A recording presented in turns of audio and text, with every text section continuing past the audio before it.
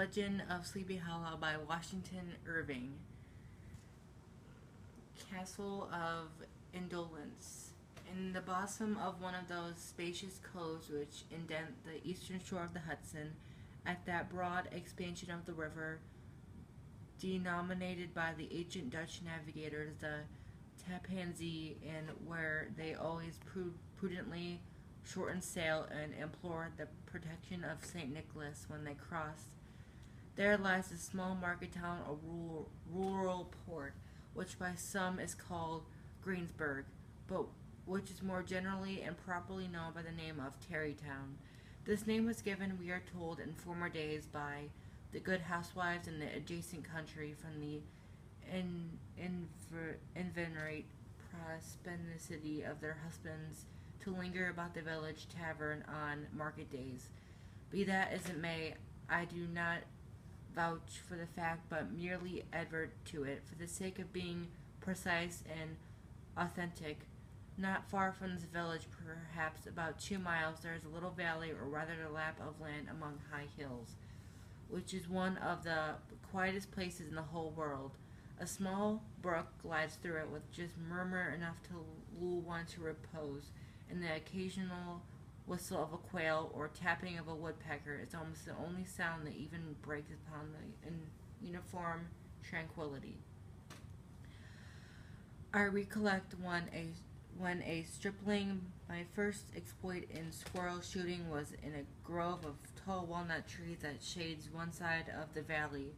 I had wandered into it at noontime, when all nature is peculiarly quiet, and was startled by the roar of my own gun as it broke the Sabbath stillness around and was prolonged and reverberated by the angry echoes. If ever I should wish for a retreat whither I might steal from the world and its distractions and dream quietly away from the remnant of a troubled life, I know of none more promising than this little valley.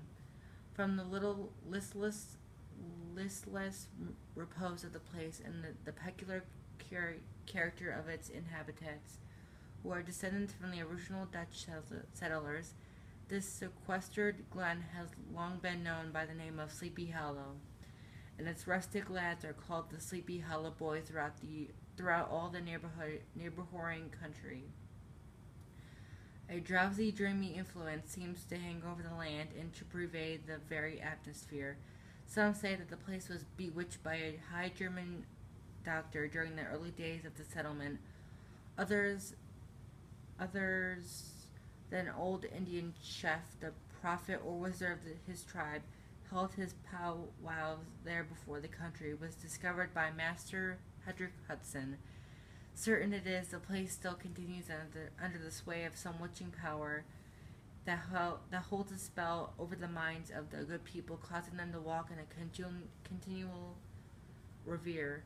They are given to all kinds of marvelous beliefs, are subject to trances and visions, and frequently see strange sights and hear music and voices in the air.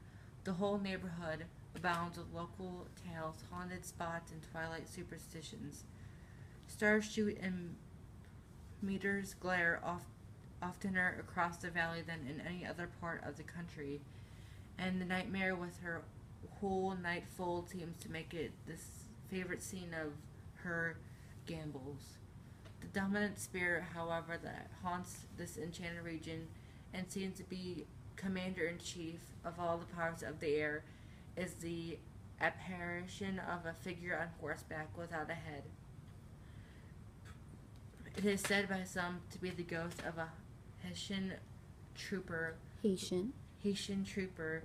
whose head had been carried away by a cannonball in some nameless battle during the Revolutionary War, and who was ever and anon seen by the country folk hurrying along in the gloom of the night, as if on the wings of the whirlwind.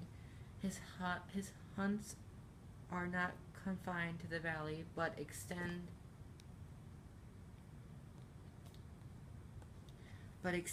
at times to the adjacent roads, and especially to the vicinity of a church at no great distance. Indeed, certain of the most authentic historians of those parts, who have been careful in collecting and